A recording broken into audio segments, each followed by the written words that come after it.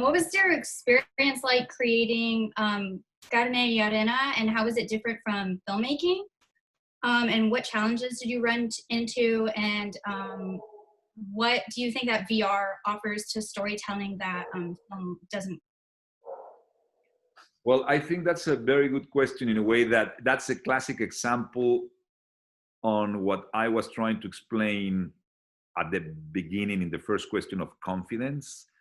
It was one of those experiences that I had, and I had a very clear idea what I wanted to do. And I had exactly the vision of how I want to make people feel and what I should achieve, but I didn't have one single idea how to achieve it. So, I mean, I have never done virtual reality. I have never done an installation, never. So it took me like 8 years to really figure it out, but with no confidence, actually with only questions and doubts, and figuring out each of them little by little and trying and failing. And it was an amazing experience because it was only instinct to say how I do things like that. So anyway, the process was the privilege to interview more than 100 immigrants here in LA, hearing their stories, recording them, then translating them. And then I select like the ones that I felt that their stories were really, really impactful in many levels. And then I select them, and I did a kind of a workshop, a theater workshop, where I can explain them, you know, that they will recreate their own stories. And I, in a way, wrote kind of a storyline or a situation that as if they have traveled together, even when they have come to this place, this United States, differently in places and experience, I suggest as if they have traveled together. So all their storylines, their personal storylines, and the way they travel, I put it together in that moment. And I asked them to bring their own clothes that they brought when they crossed. So I want to make a really kind of exercise of, almost was a theater representation of their own experience, which they accept to do. And it was very painful and emotional for them, but it was almost like a therapy for them to recreate that. And then I went to the desert and we shot it in the desert. I did a blocking in the desert just to understand how that would be. We shot it, we test with Chivo and I the lighting and all the nuances of that. And then I have to put these people in these suits, connected, reading by the computers, all their movements in a very, very high-end studio. And to see these immigrants and very humble, but incredible people doing that and emotionally being invested in that, almost like avatars, like that's the way they shot the big films of, you know, kind of science fiction and all that. It was very moving. So utilizing high technology and learning how to recreate digital persons based on the muscular and the voice of them being that.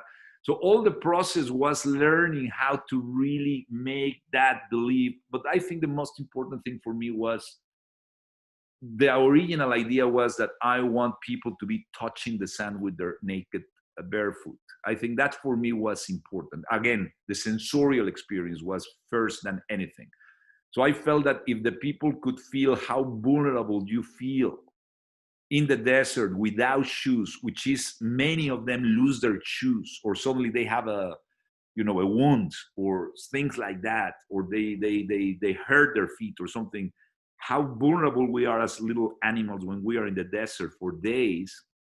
You can then understand that. So that's why I put breeze and air for them to feel that in their skin, and the food, the sand. And so for me, the sensorial part was part of the physical installation.